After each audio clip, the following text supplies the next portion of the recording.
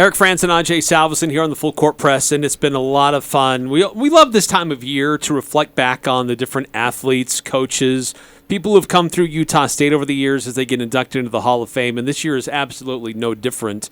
It's a great crop of players and coaches combined from last year and this year because of COVID. It's a lot more players and people being inducted into the Utah State Athletics Hall of Fame. Some of them certainly notable. We had a chance to talk to Wesley just the other day. We spoke with Jaycee Carroll about a month ago, and no one better to give us some insight into who these guys are and who they were as players and as human beings than their head coach, Stu Morrill. And he joins us now in the Full Court Press. Coach, thanks for your time today. I'm glad to be with you guys. Hope you're doing well. We are doing well. So far, so good. So, I mean, you've been part of this process. It was just a few years ago that you got inducted into the Utah State Athletics Hall of Fame. Hearing that Jaycee and Ty are going to be inducted coming up here real soon, how did you react to the news when you first heard that they would be Hall of Famers along with you? Well, I was not surprised. I was excited for them. It's a tremendous honor to be inducted into anybody's Hall of Fame, and certainly where you coached or played, that is special. And they had such great careers, both of them, that I expected they'd be inducted. Jaycee, of course, they waited till his pro career was over, which was smart, so that he could be there. I mean, he played quite a while ago at Utah State now, and was fortunate to play pro basketball for a long time. And Ty as well. I mean, Ty was playing professionally, and I think they played 1 year together, if I'm not mistaken. And during their time, I was looking at it not long ago. During their time, we went to 5 NC2A tournaments. So that's a pretty good reflection on the success we had when they were playing and what kind of players they both were. Coach, when I talked to Jaycee, and actually when we talked to Jaycee and when we talked to Ty about you, just the amount of reverence and respect that they have for you as a coach. They talked about you more so off the court than on the court. What does that mean to you to have great players like that, have such a reverence and respect in talking about you and the love that they have for you off the court and after their careers as Aggies? It's good to hear. It's always something that you feel great about when anybody says nice things about any of us. We feel good about it. But certainly, I certainly think I pushed players hard to be as good as they could be. And I'm not sure I could coach in today's world. It's a little bit different. Kids, transferring all over the place with this portal thing, and not staying as long as. I mean, we ran a program where we hoped kids would stay their entire career, and that we could get them better. And both of those kids came in and were able to stay their entire career and have great careers. And for them to feel good about it means that we must have done our job, and they did their job, and it all worked out. So they join a few other guys that you coached in being inducted into the Hall of Fame. Tony Brown in 2018, Nate Harris the same year you were inducted. In 2017, Spencer Nelson. So, I mean, I think that speaks a lot to you as a coach, too, that you were able to recruit and then coach these players to eventually become Hall of Famers. That speaks a lot of volumes to you and your coaching staff and how you develop these players. Well, to have 5 kids be inducted into Utah State's Hall of Fame during my coaching career does mean a lot to me, but it also means I was there a long time. So, I don't think, I'm trying to remember, I think there was one other coach that stayed longer than that, but 17 years as being able to coach for the Aggies was just a blessing for me and my family. Let's be honest, you have to win basketball games to get to stay that long, and you got to have good players. And certainly, sometimes I remember hearing stuff like, well, you do more with less than some coaches, and that was just not true. We had really good players, and that's reflected by these guys all getting inducted into the Hall of Fame. You don't win without good players, and I think you need to have good kids too. And every one of those guys you mentioned are high character people, And that was the nature of our program. We had a base with some really high character kids that made us have a chance to be good. Coach, before we get more specifically into Jaycee and Ty, I want to ask you something, and don't hang up on me for this one, but you obviously had a lot of success. I know you credit the players, as you so modestly do, but throughout that success, you had to have had offers from other schools. Was there ever an offer that at least made you think about leaving Utah State? I think every coach, when you've stayed somewhere a long time, you ask yourself, have you worn out your welcome? Is it time to make a change? I always kind of believed coaches should stay 5 to 7 years, and I stayed as a head coach 5 years at Montana and 7 years at Colorado State, and that's kind of what I thought was probably the way to do her. But at Utah State, I felt comfortable there. I grew up in the state of Utah. I just had a lot of friends and family there, and the longer it went along, the more it became less plausible that I would leave. There were some good things that came up, and I think sometimes the grass looks greener and it's really not. So I just felt great to be able to stay there that long. Again, we're talking to Hall of Famer and winningest coach in USU basketball history, Stu Morrill, talking about the Hall of Fame coming up this weekend. Jaycee, Carroll, Ty Wesley will be inducted into the Hall of Fame. Let's start with Jaycee, this kid out of Wyoming that the University of Wyoming didn't really pursue that hard. Somehow you stole him out of Evanston, and all of Wyoming has been mad at Utah State ever since. How did that work, getting Jaycee to come to your program in Logan? I think back and remember when it came on his campus visit, in those days, you might sneak a peek, walk through the building, but you were not allowed to sit down and watch a player play and play with your people. They could play. They were allowed to play on their visit, and most of them did, but you weren't able to sit there and evaluate them. I remember after they played on his visit, Spencer Nelson came up to my office and said, "Coach, that kid is good." And that we thought he was good, but that was just reassurance, from a guy like Spence that, hey, this kid's got a chance to be something special. I remember sending assistants to evaluate him, and they would come back and say, well, this and this, he's a little bit this, he's a little bit that. And I remember saying, okay, well, what did he do? Well, he had 40. I said, he just had 40 on. You're not sure he can play. Let me send another assistant over there. And so I would send a different one over, and he came back kind of hemming and hawing about this and that, and the other thing. And I said, well, how many points did he score? And he said, 52. Oh my gosh. And I'm like, okay, well, you know what?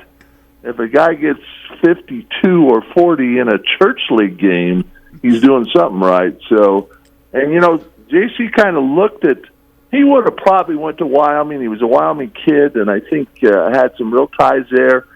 And, they just had him in camp and made a decision not to go there. And that happens sometimes. We've all made mistakes, and certainly that was a mistake. But, he talked to Utah and BYU, and fortunately, we were the ones that went the hardest and pursued him the hardest, and he ended up an Aggie, and thank goodness he did. Went on to break the school's record as an all-time scorer, and just had an unbelievable career, and went on to play professionally, and just a wonderful story for a kid from Evanston, Wyoming, for sure. Coach, when did it occur to you that this Jaycee Carroll was going to be really special? Was it a game? Was it a practice? When did it hit you? I think we knew we had a good player. I don't know if we knew we had a great player until he just, as a freshman, he just got better and better in practice, and pretty soon we're like, he's got to start. I mean, this kid's really, really good. And I think back to all the players I coached, and I can't think of a better shooter. Not only pure shooter, I mean, let's face it, he shot close to 50% his senior year from three, and that's unheard of. And just not only a great shooter, but as quick a releases as you could ever have. After he was gone, some of the plays I drew up didn't work near as well because it wasn't Jaycee coming off screens and shooting it in so quickly. And I remember his freshman year at the end of the season in the tournament, and I believe at the time it was a Big West tournament. He was MVP of the tournament as a freshman. Well, that's a pretty good indicator that you've got something special, and he just kept getting better and better year by year.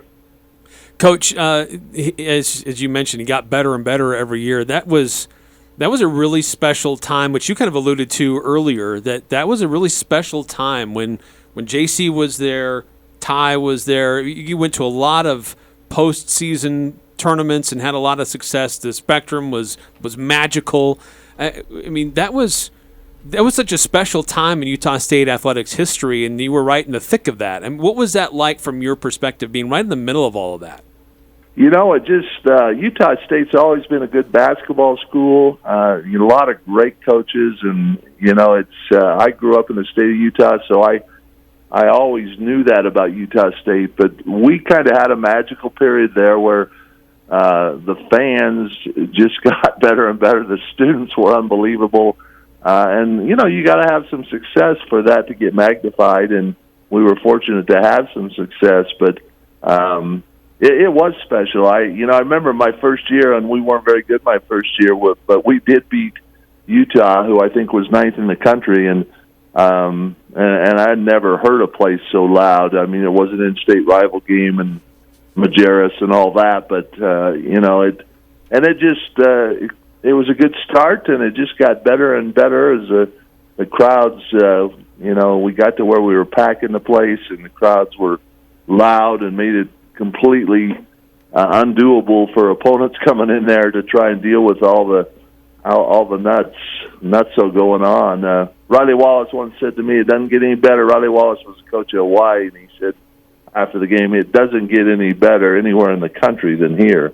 And when it was at its best, and when it is at its best, I think that's true. It doesn't get much better. Coach, I'm going to sidestep quickly. You talked about how great the Spectrum was.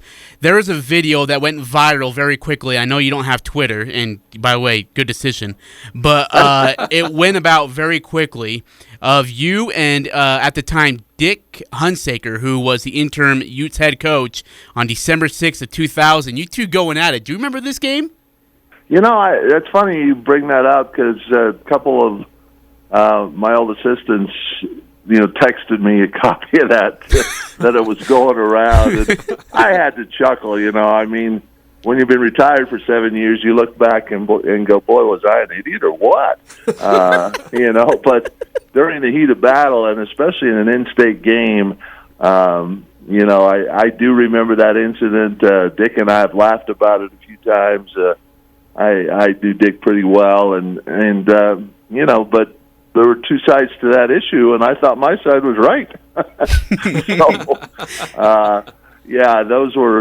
Those were wild and crazy times. The in-state games were so important to everybody, fans, players, coaches, and me growing up in the state of Utah.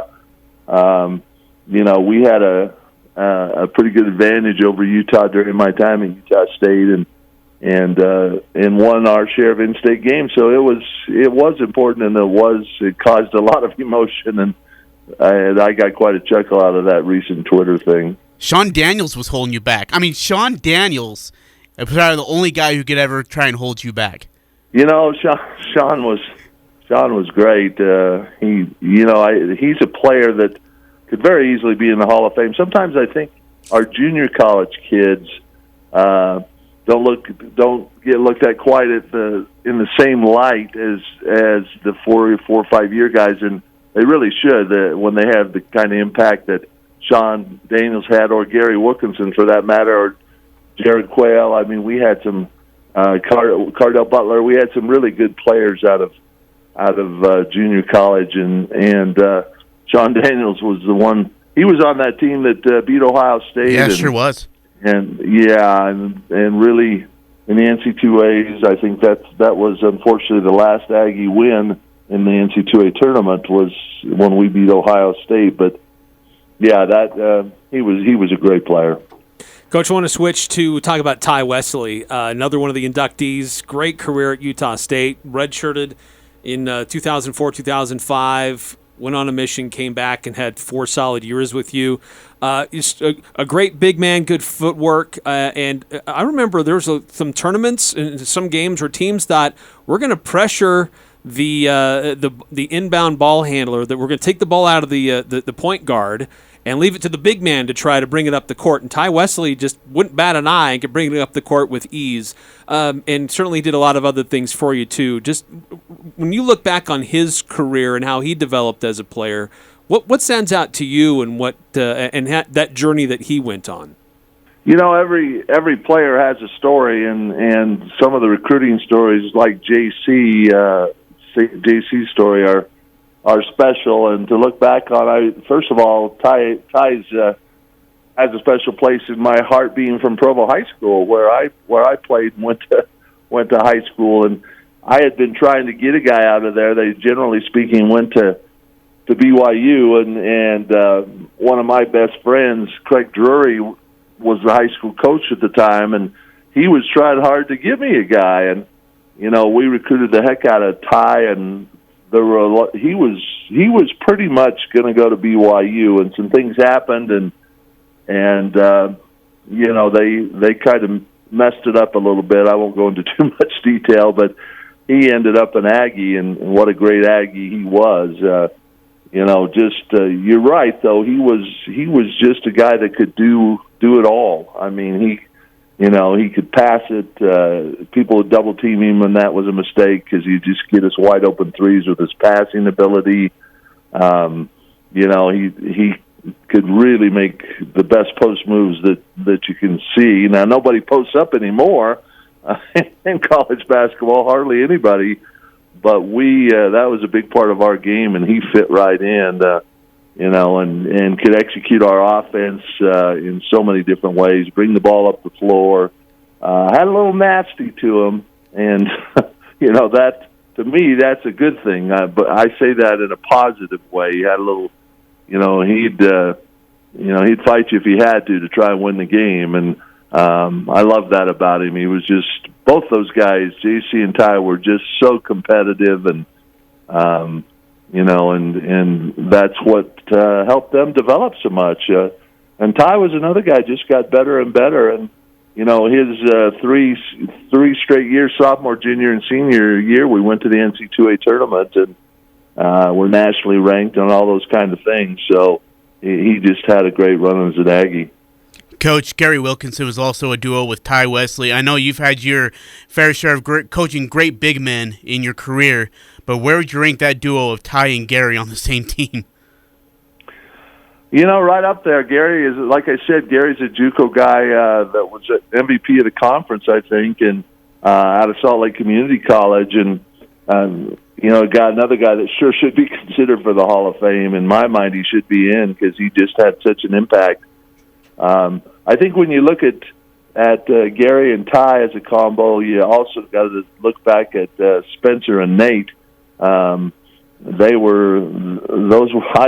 hate to have to pick between which set of big men you'd want. You know, Nate and Spencer just played a whole lot together because Nate could move over and play the 5, and Spence played both the 4 and the 3.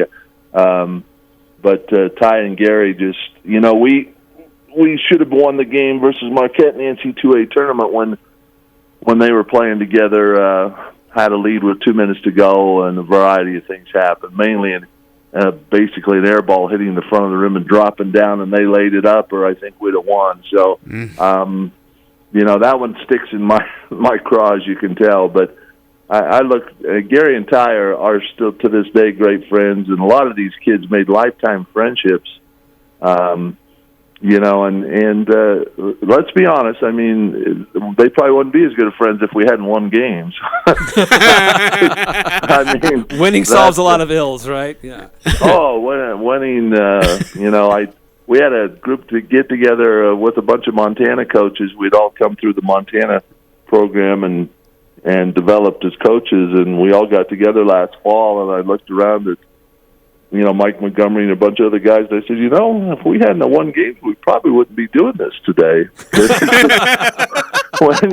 when you lose, you don't quite develop the same closeness as when you win. So it's fun, and you don't get to go to the Hall of Fame as easily. So it's all good stuff. That's for sure. Coach, when we had Ty on yesterday, he easily admitted that he was the biggest trash talker. Oh, yes, please, Coach. On that team. But I imagine that you could have challenged him at different times for who dished it out the most. But what was that like with him? And as he talked about it, sometimes it was intentional, trying to loosen guys up, and sometimes, as you've mentioned, he's just a competitive, fiery guy. Trash talking's an interesting thing because it's, you go all the way back to Larry Bird was supposed to be the best there ever was. And, it's just something that's, I guess you got to say it's part of the game if it doesn't get too crazy. Ty got tossed at San Jose in a retaliatory trash talking situation, and, he would whatever the game called for, I guess Ty Wesley would get in the middle of. He didn't shy away from anything, and again, that's part of what made him so special is he could do it all, including trash talking, and maybe sometimes a little too much. But the game that's just something that's part of the game anymore, I think. Hey, Coach, Ty also brought up when Spencer Nielsen and his squad was getting ready to go play Arizona, you had Ty as Channing Frye, and his job was just to shoot threes all day long, and he said it was the most best practice of his career. In practices, did you let that stuff go? Like, what, let him be, let him play, let him talk, or did you try to keep it under control? Oh, I tried to keep that stuff under control. I think there's, kids need to have fun. Practice needs to be competitive and hard, but it also needs to be fun. So some of the best times were scout squad, and I think that's what Ty was talking about. He got to let a bunch of threes fly, being Channing Frye as we prepared for Arizona. But we had a lot of laughter in practice at times. We had a lot of serious times when you'd kick the ball into the stands, being frustrated as a coach. I try not to do that very often, but it's an emotional journey. I mean, it's you just take the journey and enjoy it, but it is emotional, and it's all part of the process. And Coach, I guess the final question for me, and I think you've alluded to this a number of times already, but 5 former players now Hall of Famers. There likely to be a few others who you coached. But if you were to lobby for any of those guys who aren't yet in the Hall of Fame, who would you lobby for? Oh, boy. I don't have a list of them right here in front of me. So it's, but it all started with the group that beat Ohio State and went to the NC2A and played Connecticut. And then the next year went and beat Ohio State. And, Tony Brown's been inducted off of that team, but I would, have to lobby for Sean Daniels off of that team. He was really, really a good player, and out of junior college, like I say, and the Jaycee kids are. I would probably have to lobby mostly because we're getting the 5-year guys in, but the Jaycee guys, for whatever reason, haven't been looked at quite as closely. And Gary Wilkinson is one of those. Jared Quell's another. Cardell Butler. I'm leaving somebody out, but the junior college kids need to be as heavily considered, I think, because they were so important in our success.